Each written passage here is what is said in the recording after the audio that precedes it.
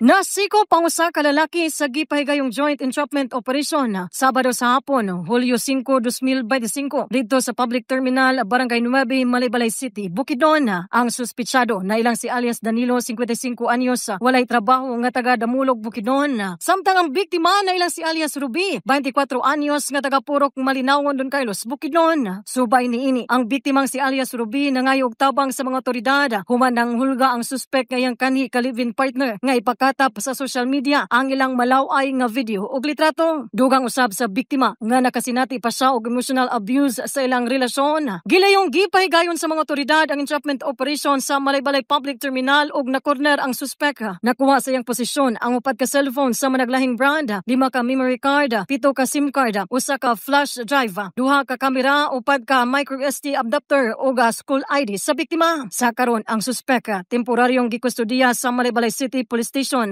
Samtang gikaila ang patong-patong nga kaso nga tubangon niini nga naglakip sa kasong Republic Act 9995 kon Anti-Photo and Video Voyeurism Act RA 9262 kon Anti-Violence Against Women and Their Children Act o grave threat. Mga katrupa, para sa ligon nga immune system, tumar og Santhon Vitamin C nga mutabang makigbatok sa mga free radicals para sa imong overall wellness. Alang sa nagayusang Pilipino para sa Pilipinas, ako sa Nilo Tabios, XFM News.